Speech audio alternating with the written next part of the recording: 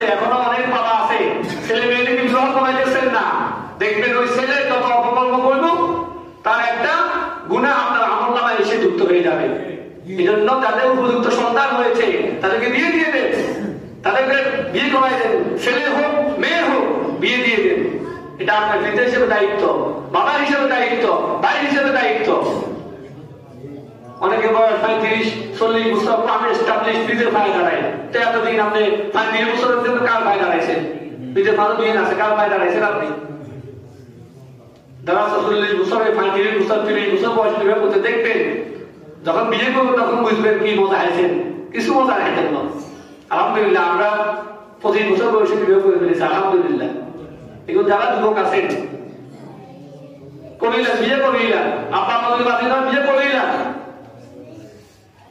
দেখবেন গুণে থেকে বাঁচিয়ে দেবেন, চোখের গুণা